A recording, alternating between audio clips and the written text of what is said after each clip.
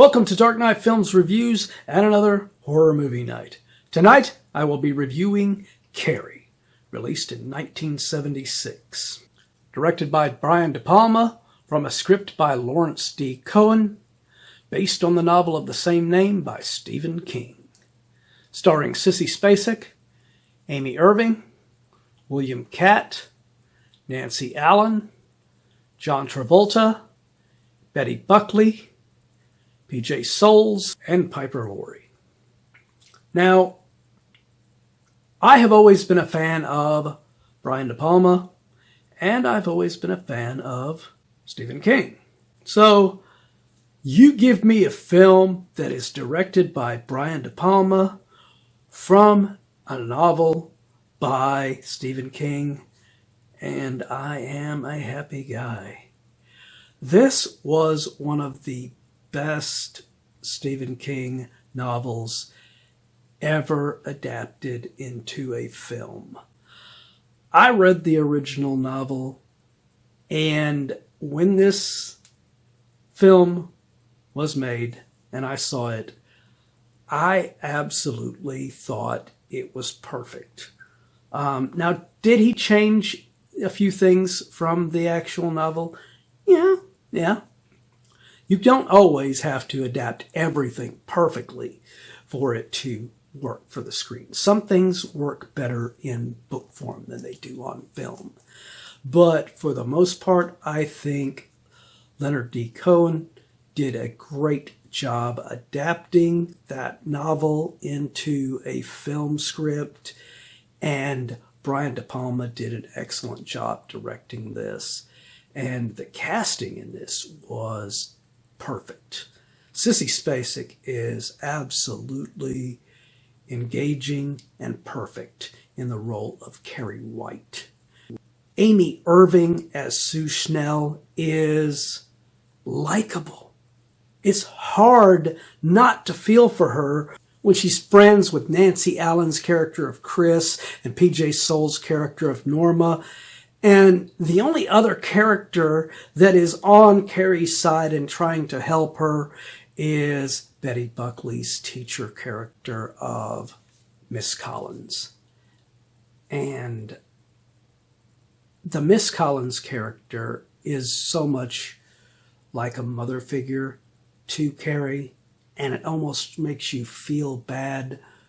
Well, it really does make you feel bad for her, for what happens near the end of this film. And I'm not going to spoil anything for you, even though this is an old movie. But if you want to watch this movie and then come back in my review and then, go ahead. But because Carrie's own mother, Margaret White, as played by Piper Laurie, is a complete religious nut job, if you will. She takes the religion stuff to way, way into extremes. And that was in the novel by Stephen King. Probably even more so, I would say, than the film even shows. But I think that the way her character is to Carrie, and then when Carrie gets to school, the way that Miss Collins is to her, it's like she's got her own new mother figure with this character. And that's what makes it so tragic. What happens later in the film during that finale that you can see from the back of this image, when Carrie fully goes into using her powers for revenge. Miss Collins was on her side the whole time. She does not deserve what happens to her near the end of this film.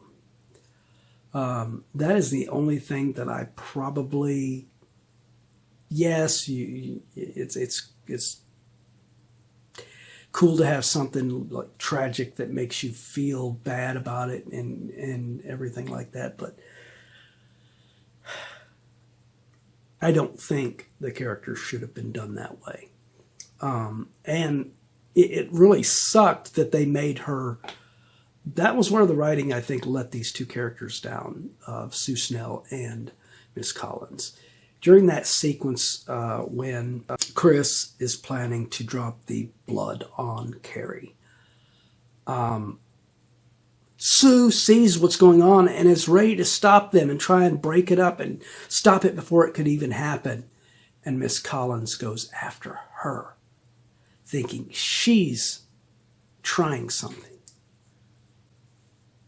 And that goes against everything that Sue Snell goes by, because she's not that way.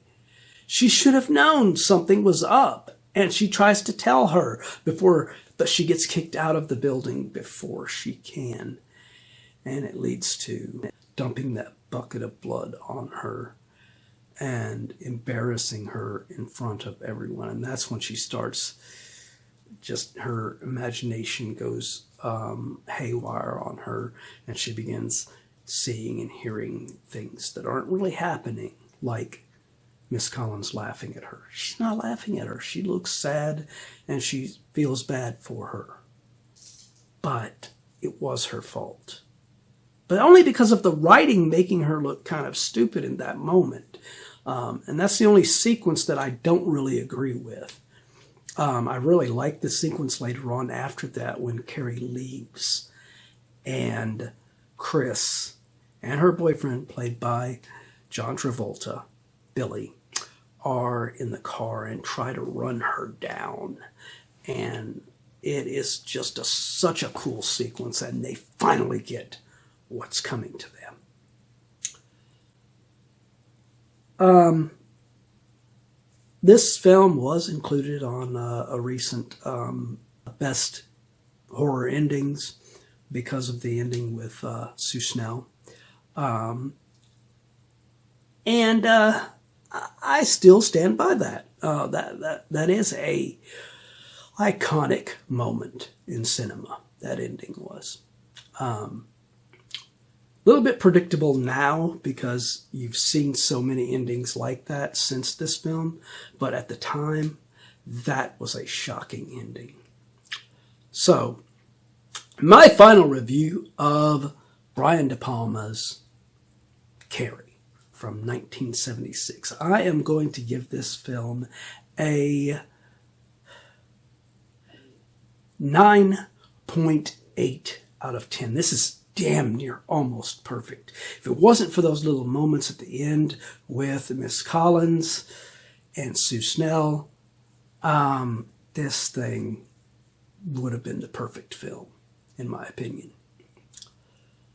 But what do you guys think of Carrie? Do you agree with my review? Do you disagree? Let me know in those comments down below. And as usual, if you enjoyed this video, do not forget to like, share, and subscribe. And don't forget to click that bell icon so you can be notified about future videos just like this one. And while you're by the subscribe button, click that join button and become a Dark Knight fan. As a Dark Knight Fan Plus member, you have access to an area right here on the channel where you can request a film, TV show, or ranking video of your choosing. And when that video goes up, it will go up for all Plus members to view before it goes live for all the general public. So if you want to get interactive, now is your chance. It's hard not to feel for her when she's friends with these little dipshits like Nancy Allen's character. Well, that's it for another horror movie night. If you missed last week's horror movie night video, you can check it out in the link above.